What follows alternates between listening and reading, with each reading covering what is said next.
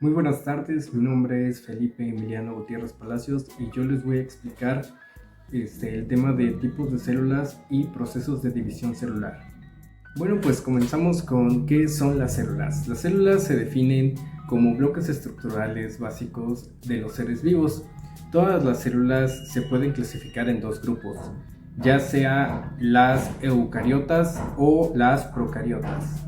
Las plantas y los animales están construidas por un gran número de células eucariotas, mientras que muchos de los microbios como las bacterias son células individuales. Asimismo, se estima que el cuerpo de un humano adulto contiene entre 10 y 100 billones de células. Bueno, pues a continuación les voy a explicar un poco sobre la célula procariota. La célula procariota es propia de los organismos procariontes, por lo tanto comprende a las células arqueas y en su mayoría a las bacterias. Pues esta célula se caracteriza por no poseer un núcleo celular, por lo tanto sus ribosomas son más pequeños, su material genético pues es más simple. Esta célula es la unidad de vida más básica que se puede comprender en una sola parte. Al no tener un núcleo, la célula procariota es un solo espacio denominado el citoplasma, que se encuentra lleno de citosol, una sustancia que es gelatinosa. Suspendidos en el citosol se encuentra el nucleoide, la estructura donde se encuentra su ADN, y pues junto con el bucle gigante de información genética se encuentran los ribosomas, que tienen la función de sintetizar proteínas y realizar todas las funciones vitales que se necesitan para la vida. Todo esto se separa de su ambiente externo por una membrana celular y una pared celular.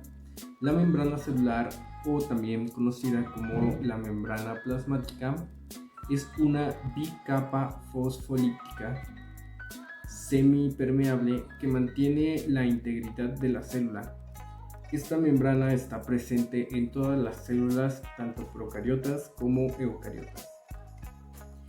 Y la pared celular está hecha por peptidoglucano, que son carbohidratos y proteínas pequeñas, que hacen posible que mantenga su forma de la célula y evite su deshidratación. Bueno, pues ahora explicaré un poco sobre la célula eucariota. Bueno, pues las células eucariotas son aquellas que tienen un núcleo definido, cubierto por el citoplasma y protegido por una membrana que construye la envoltura celular. Los organismos compuestos por estas células eucariotas se denominan eucariontes y forman parte del reino eucariota. Estos son los animales, las plantas, los hongos y hasta los seres humanos. Bueno, pues la célula eucariota se caracteriza por tener un material genético hereditario, o sea, el ADN, y por tener una estructura compleja y compuesta por orgánulos que cumplen diferentes funciones esenciales dentro de la célula. Las células eucariotas llevan a cabo funciones vitales para los organismos eucariotes, como alojar el material genético y realizar procesos de síntesis de proteínas que les permite obtener energía para realizar sus otras tareas. A continuación les voy a explicar algunas características de la célula eucariota. La célula eucariota es de gran tamaño, mide aproximadamente de 10 a 30 micrómetros, son mucho más grandes y de estructura más compleja que las procariotas. Las células eucariotas tienen un núcleo definido y está protegido por una membrana. Está compuesta por organulos que dan forma y participan en funcionamientos de la célula. El funcionamiento de estas células depende de la energía que obtiene de los nutrientes que absorben. Se reproducen y dividen por medio de la mitosis y de la meiosis. Las células eucariotas se pueden dividir y contener carga genética.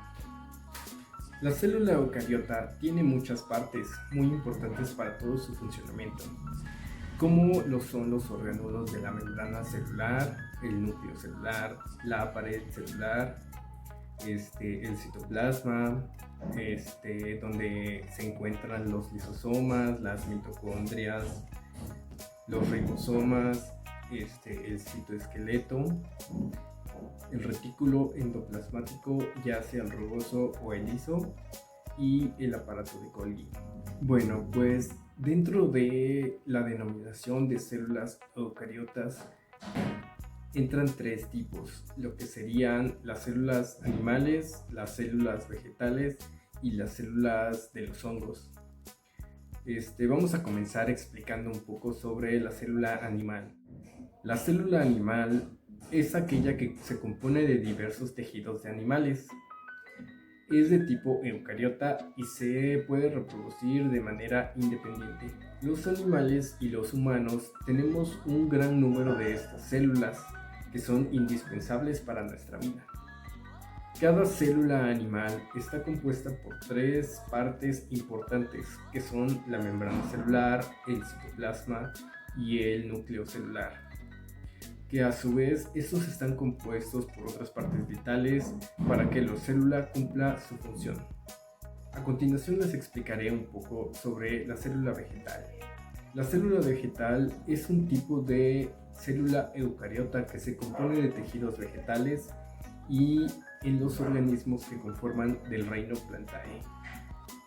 La célula vegetal comparte similitudes con la célula animal. Por ejemplo, ambas son células eucariotas, tienen un núcleo diferenciado, contienen información genética hereditaria, o sea, el ADN, tienen membrana y tienen citoplasma. Su diferencia de la célula vegetal es que posee su función principal para realizar la fotosíntesis. La fotosíntesis es un proceso químico que a través del cual las plantas sintetizan sustancias orgánicas empleando energía lumínica y después liberan oxígeno.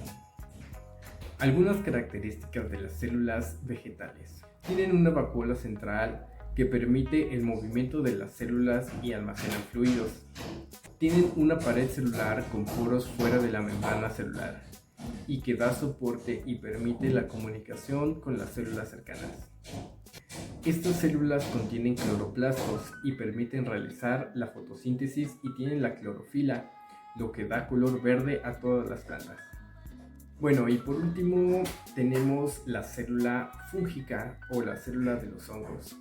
Estas son células muy semejantes a las células de los animales, pero que presentan algunas diferencias. Tienen una forma poco definida y los hongos más primitivos son los que poseen flagelos. En este grupo encontramos a los mohos, los organismos productores de setas y levaduras. Los hongos construyen un vasto grupo de organismos y son considerados protistas. Bueno, pues a continuación les explicaré el tema de división celular. Comenzaré explicando qué es la división celular. La división celular se define como el proceso en el que la célula se divide en dos para formar células nuevas. La mayoría de las células procariotas se dividen en un proceso llamado fisión binaria. En las eucariotas, la división celular se produce de dos formas. Puede ser bien tanto de la mitosis o de la meiosis. Bueno, pues comenzaré explicándoles la fisión binaria. Este es el proceso en que la célula de los seres vivos unicelulares se divide, o sea, los procariotes, pues ya sean bacterias o arqueas. Pues la fisión binaria consiste en el duplicado del ADN celular del individuo, como paso previo de la división del citoplasma en dos. De esa manera da lugar a dos células hijas con un idéntico material genético. En algunas especies puede darse a una velocidad impresionante. Una bacteria podría dividirse una vez cada 20 minutos, siempre y cuando las condiciones del medio sean las adecuadas. Pues la fisión binaria tiene varias etapas. La primera sería que se replica el ADN para crear una copia exacta de sí mismo. Después, cada juego de ADN se orienta hacia una región opuesta a la célula y se replican los orgánulos celulares también. Se activa la proteína FTSZ, que forma filamentos en torno al eje de división de la célula. Dichos filamentos hacen crecer la membrana hacia el interior del citoplasma, estrechando a la célula. Después se forma un séptimo o cintura, que se estrecha de manera paulatina hasta que separa del todo el citoplasma en dos, formando así dos individuos idénticos o células hijas, pero de vida independiente. Ahora explicaré la mitosis y la meiosis, las cuales son las reproducciones de las células eucariotas. Comenzaré con la mitosis.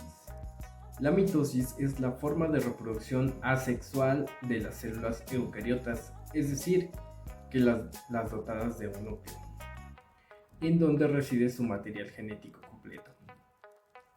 Este proceso tiene lugar en una sola célula.